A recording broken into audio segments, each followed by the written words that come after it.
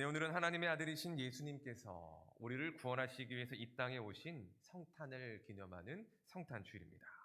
성탄주일을 맞아 여러분과 여러분의 삶에 하나님의 사랑과 평강과 은혜가 충만하시기를 예수님의 이름으로 축복합니다.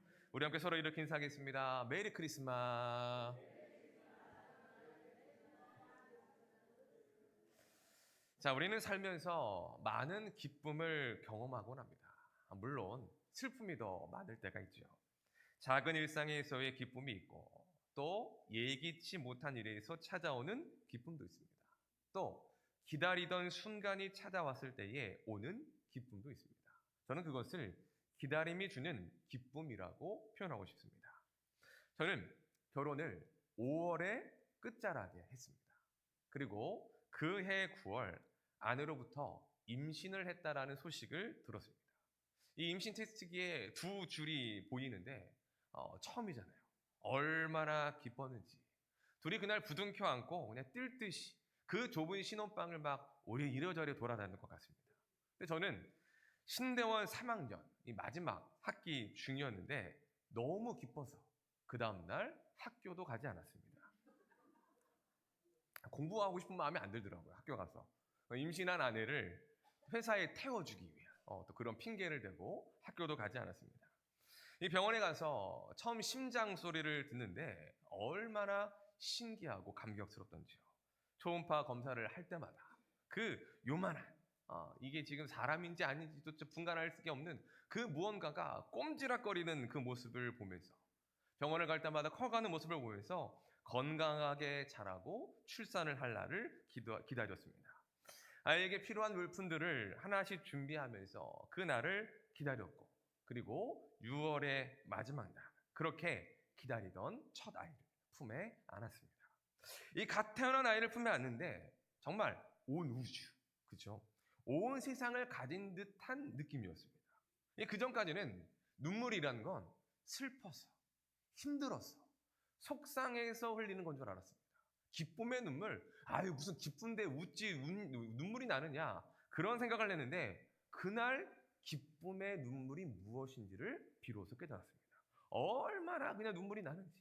아이를 안고 그 다음에 아이와 아내를 병원에 두거나 집에 와서 혼자서 뭔가를 쓰면서 하는데 정말 한두 시간을 펑펑 울었던 것 같습니다. 너무 좋았어. 아이를 기다리고 맞을 준비를 한 만큼 그 기쁨은 어떠한 것과도 바꿀 수 없는 큰 기쁨이라는 것입니다. 이것이 기다림이 주는 기쁨인 것입니다. 자, 오늘 본문에도 그렇게 기뻐하는 사람들이 등장합니다. 그들은 예수님의 성탄을 축하하기 위해서 온 동방의 박사들입니다. 10절을 보면 이렇게 말씀합니다. 그들이 별을 보고 매우 크게 기뻐하고 기뻐하더라. 아멘. 성경은 그들의 기쁨을 최상으로 표현하고 있습니다. 매우 크게라는 강조의 표현을 두 번이나 쓰고 있고 기쁨이란 단어도 두 번이나 반복하고 있습니다. 즉 표현할 수 있는 글로써 표현할 수 있는 최상의 기쁨을 표현하고 있는데 바로 동방 박사들이 느끼고 있는 그 기쁨이 그와 같은 기쁨이었음을 말씀해 주는 것입니다. 자, 오늘 우리는 이 동방의 박사들에 대해서 생각해 보고자 합니다. 그들이 예수님의 성탄을 어떠한 마음으로 맞이했는지를 살펴보면서 다시 오실 예수님의 재림을 준비하는 우리가 어떠한 마음으로 그날을 맞이해야 될지를 생각해 보는 시간이 되었으면 좋겠습니다. 자, 마태복음은 예수님의 족보로 시작을 합니다. 그 족보는 왕의 족보입니다. 아브라함, 다윗, 그리고 예수님을 중점으로 해서 예수님께서 다윗의 후손으로 오신 왕이심을 마태는 의도적으로 강조하기 위해 1장의 족보를 기록합니다. 자, 그리고 2장은 왕으로 이 땅에 오신 예수님을 만나기 위해 동방의 박사들이 찾아오는 사건을 기록하고 있습니다. 자, 그러면 동방의 박사들은 어떠한 사람들일까요? 성경은 그들에 대해서 제한적인 정보만을 주고 있습니다. 2절을 보면 그들이 동방에서 왔다라고 하는 것과 별을 보고 왔다라고 하는 말만 기록되어 있습니다. 그들이 몇 명인지조차도 성경은 말씀하지 않습니다. 자, 이것을 근거로 우리가 알 수 있는 것은 동방의 박사들은 유대인이 아니라 이방인들이라는 것과 또한 그들이 유대를 기준으로 해서 동쪽에 있는 지역, 과거의 바벨론이나 페르시아 지역에서부터 온 사람들일 것이라고 추정을 합니다. 또 그들이 별을 보고 왔다는 것을 볼 때에 그들이 별을 연구하며 진리와 지혜를 탐구했던 지혜자들로 추정을 합니다. 특히 바벨론과 페르시아는 과거에도 이 지혜와 점성술 또한 천문학 등의 최고의 지식을 자랑하던 곳이었기 때문에 아마도 동방의 박사들은 그 지역에서 별을 연구하던 지혜자들이 아닐까라고 추정할 수 있는 것입니다. 자, 그런 그들에게 갑자기 한 별이 나타납니다. 그들은 그 별이 특별한 왕이 나실 징조라고 생각을 했습니다. 그래서 그 별의 움직임을 따라 먼 여행을 시작하여 예루살렘, 베들레헴까지 이르게 된 것입니다. 자, 그렇다면 동방의 박사들은 예수님의 성탄을 어떻게 맞이했을까요? 첫째, 예수님의 성탄을 기다렸습니다. 자, 우리 1절과 2절 말씀을 보겠습니다. 시작. 헤롯 왕 때에 예수께서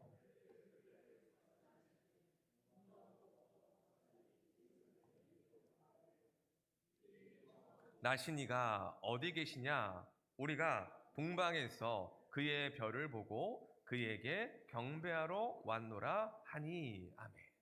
자, 1절을 보면 예수님께서 베들레헴에서 태어나신 것과 동방의 박사들이 예루살렘에 이른 것을 한 절에서 설명하고 있습니다. 자, 이것은 예수님의 탄생과 동방의 박사들이 예루살렘에 도착을 한 시기가 거의 같은 시기에 이루어졌다는 것을 보여주는 것입니다. 자, 우리가 앞서 살펴보았듯이 동방의 박사들은 예루살렘 근처에 살던 이들이 아니었습니다. 최소 1000km 이상 떨어진 이방의 땅에서 지금 예루살렘까지 온 것입니다. 그렇다면 그 시간이 얼마나 걸렸을까요? 최소 3달에서 5달 이상으로 추정을 합니다. 여기서 무엇을 알 수 있느냐? 동방의 박사들이 별을 보고 예루살렘까지 왔는데 그 별은 예수님이 태어나시기 이전 최소 3달에서 5달 전에 이미 박사들에게 먼저 나타난 것입니다. 자, 그들은 별을 연구하는 지혜자들이었습니다. 그러다 갑자기 보지 못했던 특별한 별이 그들에게 나타난 것입니다. 그들은 그 별을 보고 이건 특별한 어떤 존재, 특별한 어떤 왕이 태어날 징조라고 생각을 했습니다. 별을 연구하던 사람들이었기에 하나님은 그러한 사인을 그들이 가장 잘 알아챌 방법으로 그들에게 허락해 주신 것이죠. 그리고 의심하지 않고 왕으로 나신 이를 찾기 위해서 그들은 먼 거리, 먼 시간을 여행을 한 것입니다. 처음 여행을 시작할 때에 그 별이 어디로 인도할지 몰랐을 것입니다. 어디로 가야 될지, 얼마나 여행을 해야 될지도 몰랐을 것입니다. 그럼에도 그들은 그 기약 없는 여행을 왕으로 나신 예수님을 찾기 위하여 시작을 했다는 것입니다.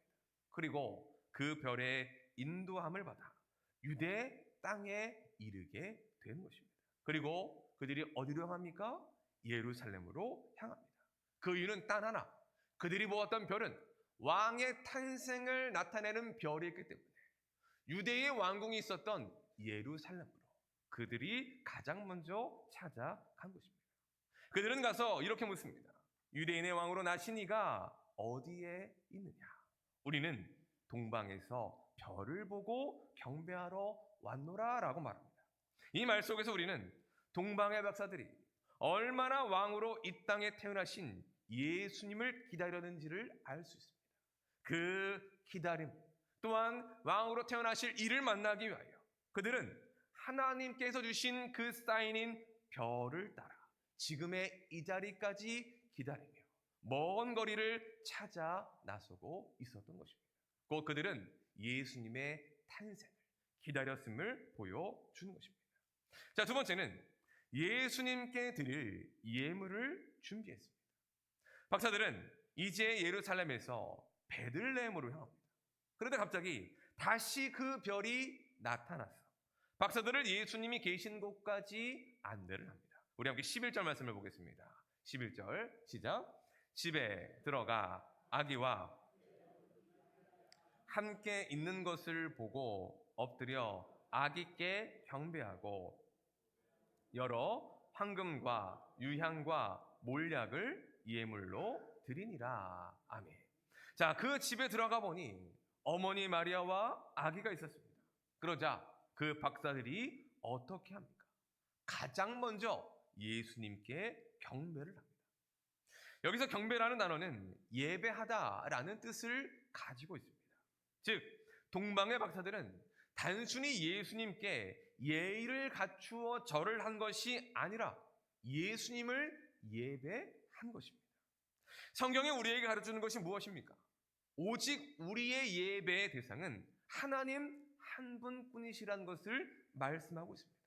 우리가 예배하며, 우리가 섬기며, 우리가 경배해야 될 대상, 우리의 찬양을 받으시기에 합당하신 분은 오직 하나님 한 분밖에 없다는 것입니다. 그렇기에 동방의 박사들이 예수님께 경배했다는 것, 그리고 그 경배라는 단어를 예배라는 단어로 사용한다는 것은 동방의 박사들이 예수님을 예배의 대상이신 하나님으로 인식하고 그들이 그 예수님 앞에 예배했다라는 것을 가르쳐 주는 것입니다. 그리고 또 한 가지, 그들은 보배 합을 열어 예물을 드립니다. 예물은 하나님께 드리는 것입니다. 하나님을 예배하는 자들이 하나님께 드리기 위하여 준비한 것이 바로 예물인 것입니다.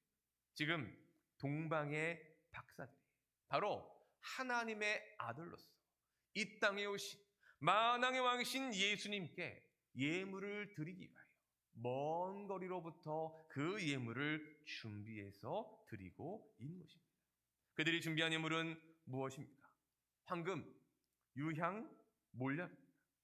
어떤 학자들은 이 각각의 예물에 의미와 상징이 있다라고 말합니다. 황금은 왕에게 드리는 예물, 유향은 성전 제사에서 쓰이기에 제사장에게 드리는 예물, 몰약은 시신의 부패를 막는 향품으로 사용되었기에 예수님의 죽으심을 상징하는 예물이라는 것입니다. 의미 있는 해석입니다. 하지만 그보다 더 중요한 것은 그 예물들이 그때 당시에 가장 귀한 물건으로 손꼽히는 예물들이었다는 것입니다. 황금의 가치야 예나 지금이나 설명할 필요가 없습니다. 여러분, 우리 교회가 항존직에서 은퇴를 하시면 뭘 드립니까? 모르세요? 금반지를 드리죠. 그 금은 진짜예요, 아니에요? 순금이죠. 그렇죠? 순금의 한 돈을 드립니다. 왜 드릴까요? 가장 귀한 선물을 오랜 시간 동안 교회를 위하여 헌신하신 분들에게 선물로 드리는 것입니다. 그러한 차원에서의 황금의 가치가 있는 거죠. 유향은 또 어떻습니까? 역사사료에 의하면 금과 동급의 가치가 있다고 여겨질 정도였습니다. 왕실과 성전에서만 사용할 수 있었고 일반 서민은 평생 접하기도 어려운 물품이었습니다. 몰약 역시 귀한 물품이었습니다. 왕들이 사용하는 물품이기도 했고 약재, 마취제, 장례 향품으로 사용이 되기도 했습니다. 이러한 동방의 박사들이 예수님께 드린 예물을 보면 그들이 정말 왕 되신 예수님의 성탄을 얼마나 기다렸는가, 그리고 그들이 얼마나 예수님의 성탄을 준비했는가를 알 수가 있는 것입니다. 그야말로 왕에게 들을 만한 만왕의 왕으로서 이 땅에 내려오신 하나님의 아들이신 예수님께 어울릴 만한 가장 귀한 예물을 그들은 준비해서 드리고 있는 것입니다. 곧 동방의 박사들은 어떻게 예수님의 성탄을 맞이했습니까? 기다림과 준비함으로 맞이했습니다. 하나님께서 허락하신 그 별을 본 순간부터 그들은 왕 대신 예수님을 만날 날을 기다렸고 또 그리스도 예수님께 드릴 가장 귀한 예물까지 준비하여 드리고 있는 것입니다. 성경은 그들이 별을 보고 매우 크게 기뻐하고 기뻐하더라라고 말씀합니다. 예수님께로 인도했던 그 별, 예수님이 계신 그 집을 나타났던 그 별만을 보고도 기뻐했다. 예수님을 직접 만난 그들은 얼마나 기뻐했을까요? 예수님을 향한 그들의 예배, 그리고 예수님께 드리기 위해 준비했던 그 예물을 드리는 그 모든 시간은 큰 기쁨과 영광의 예배였을 것입니다. 기다린 만큼, 준비한 만큼 그들은 크게 기뻐하며 왕 대신 예수님의 성탄을 축하하고 기뻐하고 있는 것입니다. 자, 그렇다면 이러한 동방의 박사들의 모습이 오늘을 살아가는 우리에게 주시는 메시지는 무엇일까요? 다시 이 땅에 오신 예수님의 재림을 이 땅을 살아가는 우리 성도들이 어떻게 준비해야 될지에 대해 가르쳐 주는 것입니다. 곧 동방의 박사들이 예수님의 초림, 성탄을 기다리며 준비한 것처럼 우리 역시도 예수님의 재림을 기다리고 예수님의 재림을 준비할 수 있어야 한다는 것입니다. 예수님은 2000년 전에 이 땅에 성탄하셨습니다. 고난당하시고 십자가에서 죽으시고 3일 만에 부활하셨습니다. 예수님의 성탄, 죽음, 부활은 바로 죄인된 우리를 구원하시기 위한 하나님의 위대한 사역이었습니다. 자, 그러면 지금 예수님은 어디에 계십니까? 하늘로 승천하셨어. 하나님 우편에 계십니다. 사도신경에서 우리는 늘 고백합니다. 하늘에 오르사 전능하신 하나님 우편에 앉아 계시다가 저리로서 산자와 죽은 자를 심판하러 오시리라. 아멘. 우리가 믿는 바는 예수님께서 지금 하늘에 승천하셔서 하나님 우편에 앉아 계시다가 심판을 위해서 다시금 이 땅에 오실 그 재림의 날을 기다리고 계신다라는 것을 보여주는 것입니다. 자, 우리 함께 사도행전 1장 11절 말씀을 보겠습니다. 시작. 너희 가운데서 하늘로 올려지신 이 예수는 하늘로 가심을 본 그대로 오시리라 하였느니라. 아멘.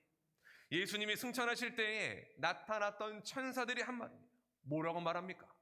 너희가 본 그대로 예수님께서 오실 것이다 라고 말씀하고 있습니다. 즉 오늘을 살아가는 우리 모든 성도들은 예수님의 성탄을 기다리는 자들이 아니라 이 땅에 다시 오실 예수님의 재림을 기다려야 한다는 것을 말씀해 주는 것입니다. 그렇다면 우리는 어떻게 예수님의 재림을 맞이해야 할까요? 첫째, 재림하실 그날을 기다려야 합니다. 하나님은 예수님의 성탄을 미리 말씀해 주셨습니다. 또 예수님의 재림에 대해서도 이미 우리에게 말씀해 주셨습니다. 우리 요한계시록 1장 7절 말씀 보겠습니다. 시작. 볼지어다 오시리라. 아멘. 우리 요한계시록 2장 말씀도 22장 말씀도 보겠습니다. 시작. 이것들을 증언하신 이가 이르시되 내가 진실로 속히 오리라 하시거늘 주 예수여 오시옵소서. 아멘. 예수님의 성탄은 우리를 향한 구원의 시작이다. 예수님의 재림은 우리의 구원의 완성인 것입니다. 하나님께서 우리를 위하여 예비하신 영원하고도 완성된 천국에서의 삶이 바로 예수님의 재림을 통해 이루어지기 때문인 것입니다. 성경은 약속의 말씀입니다. 하나님은 약속하신 말씀대로 그 모든 세상의 원리와 역사들을 주관해 가십니다.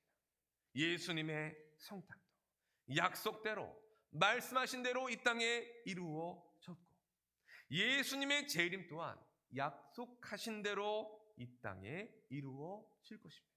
여러분 믿으십니까? 그렇기에 성도는 이 땅을 살아가며 다시 오실 예수 그 재림의 날을 기다리면서 살아야 하는 것입니다.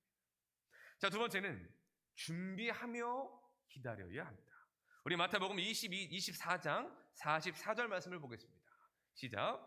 이러므로 오리라. 아멘. 예수님 뭐라고 말씀하십니까? 준비하고 있으라. 생각하지 않은 때에 예수님께서 오실 수 있기 때문에 그 재림의 날을 기다리면서 매일매일을 준비해야 한다는 것이죠. 자, 그러면 우리는 무엇을 준비해야 할까요? 우리가 준비해야 될 것은 동방박사들이 준비했던 그러한 보물과 예물들이 아닙니다. 무엇을 준비해야 되느냐? 믿음에 합당한 삶의 열매를 준비해야 한다는 것입니다. 성경은 우리에게 열매를 강조합니다. 우리가 예수님을 제대로 믿는다면, 우리가 하나님의 말씀대로 살아간다면 우리의 삶에는 그 믿음에 따른 열매, 말씀대로 살아가고자 하는 그들의 삶 가운데에 예수님을 닮아가는 삶의 열매가 맺어지게 된다는 것입니다. 하나님은 우리의 믿음, 우리에게 믿음이 있느냐 없느냐를 무엇을 보시고 판단하십니까? 바로 그 열매를 보시고, 그 믿음에 합당한 열매를 보시고 우리가 믿음이 있는지 없는지를 판단하신다는 것입니다. 요한복음 15장 8절 말씀을 보겠습니다. 시작. 너희가 열매를 많이 맺으면 내 아버지께서 너희는 내 제자가 되리라. 아멘. 예수님은 열매를 맺어야 하나님께는 영광이요 예수님의 제자가 된다는 증거가 될 수 있다라고 말씀하고 계십니다. 바꿔 말하면 예수님께서 다시 오실 재림의 때에 우리에게 원하시는 것, 우리에게서 확인하고 싶어 하시는 것은 귀한 보물, 돈, 예물이 아니라 우리의 삶으로 맺는 그 열매를 원하신다는 것입니다. 곧 우리는 다시 오실 예수님을 기다리면서 예수님께 드릴 삶의 열매를, 믿음의 열매를 준비할 수 있어야 한다는 것을 오늘의 말씀이 우리에게 가르쳐 주고 있는 것입니다. 사랑하는 여러분, 오늘의 말씀을 통해 우리의 삶을 돌아보았으면 좋겠습니다. 2000년 전 동방의 박사들이 예수님의 성탄을 기다렸던 것처럼 우리는 이 땅에 다시 오실 예수님의 재림을 기다리고 있습니다. 동방의 박사들이 주님께 드릴 가장 귀한 예물을 준비하며 기다렸던 것처럼 우리도 예수님께 드릴 그 믿음의 열매와 삶의 열매를 준비하며 기다리고 있느냐 하는 것입니다. 오늘 본문에는 예수님의 성탄에 전혀 무관심하고 무감각한 이들이 동시에 등장하고 있습니다. 헤롯 대왕과 종교 지도자들을 비롯한 모든 유대인들이 그랬습니다. 동방의 박사들이 와서야 유대인의 왕이 어디에 계시느냐라고 물었을 때 그제서야 부랴부랴 그리스도가 어디서 나실 것이냐는 그 예언서의 말씀을 살펴보기 시작했다는 것입니다. 곧 그리스도의 오심에 대한 기대도, 기다림도 그들 가운데는 전혀 없었다는 것입니다. 하나님은 이미 그들에게 약속의 말씀을 주셨습니다. 동방의 박사들에게는 별이라는 사인을 주셨다면 하나님은 그들에게 기록된 말씀을 이미 오래전에 허락해 주셨다는 것입니다. 어떤 것이 더 귀하고 어떤 것이 더 확실한 약속입니까? 바로 말씀입니다. 하나님의 말씀보다 귀하고 복된 것은 없다는 것입니다. 그런 말씀을 그런 말씀을 가졌음에도 불구하고 그 유대인들은 동방의 박사들보다 예수님의 성탄에 대하여 무감각하고 무관심했음을 성경은 보여주고 있는 것입니다. 저는 지금 교회 안에도 이렇게 두 부류의 사람들이 있다고 생각합니다. 하나는 동방의 박사들처럼 다시 오실 예수님의 재림을 기다리고 준비하는 성도들입니다. 다시 오신다는 그 약속의 말씀을 붙들고 속히 오시겠다라는 그 주님의 약속을 믿으며 오늘이라도 당장 예수님이 다시 오실 것을 기다리며 믿음에 합당한 삶의 열매를 준비하는 성도들이 있다는 것입니다. 그러나 반면 당시 유대인들과 같은 이들도 있습니다. 예수님의 재림에 관심이 없습니다. 예수님이 속히 오시기도 바라지 않습니다.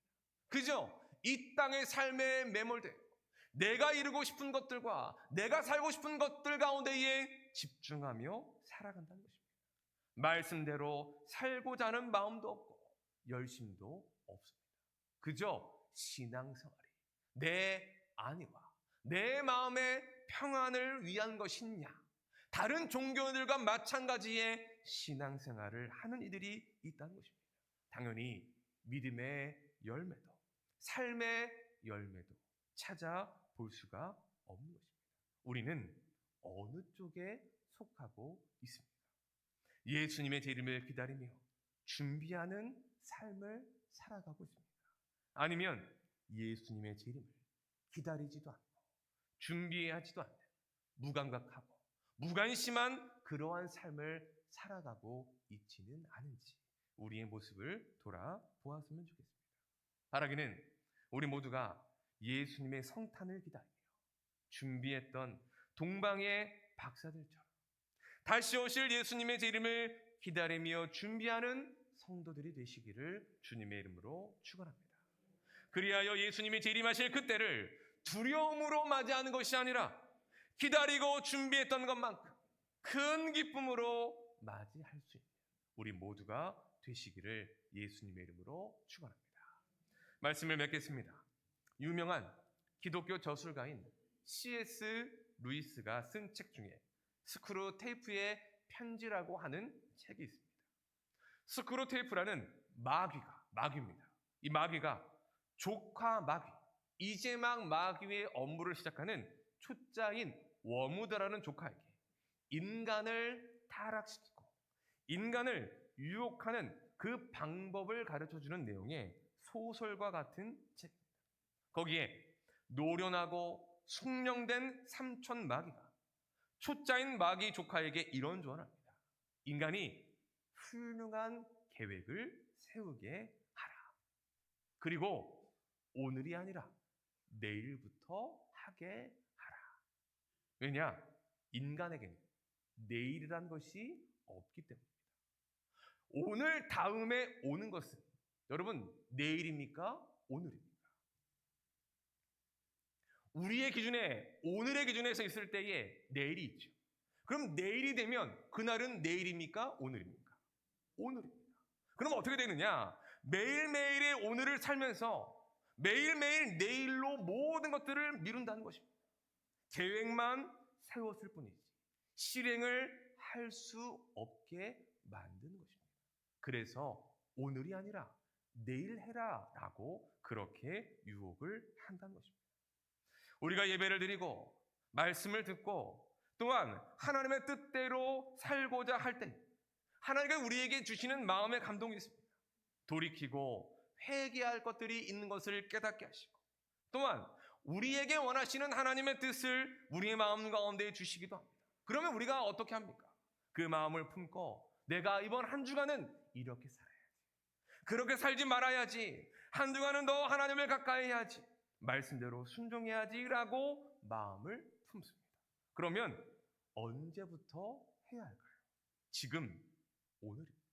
그런데 우리는 많은 경우에 언제부터 한다라고 마음을 먹습니다. 내일이라고 말합니다. 여러분 다이어트는 언제부터 하죠? 내일부터 합니다. 오늘은 먹고 내일부터.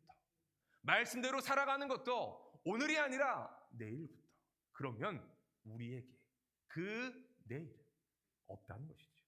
마귀가 우리를 속이는 방법인 것입니다. 오늘이 아니라 내일. 그렇게 해서 마음만 먹지 계획만 세울 뿐이지 그 일들을 행하지 못하도록 만든다는 것입니다. 예수님의 재림에 대한 신앙도 그렇습니다. 여러분 예수님은 언제 오실까요? 우리는 그날이 오늘일 것이라고 믿어야 합니다. 오늘이 그날이라고 생각할 때 우리는 그 오늘을, 그 하루 예수님을 기다리며 준비하는 삶을 살 수가 있는 것입니다. 사랑하는 여러분, 우리는 예수님의 재림을 기다리는 사람들입니다. 그날이 도적같이 임할 것이라는 그 말씀을 믿고 그날을 기다리고 준비하며 살아야 합니다. 바라기는 매일 주어지는 오늘이라는 시간, 예수님을 기다리며 준비하며 살아가는 삶이 되었으면 좋겠습니다. 믿음에 합당한 삶의 열매를 풍성하게 맺음으로 기쁨과 영광으로 다시 오실 주님을 맞이할 수 있는 그 영광의 날을 소망하며 기다리는 주의 신실한 백성들이 되시기를 예수님의 이름으로 간절히 축원합니다. 이 시간 함께 들은 말씀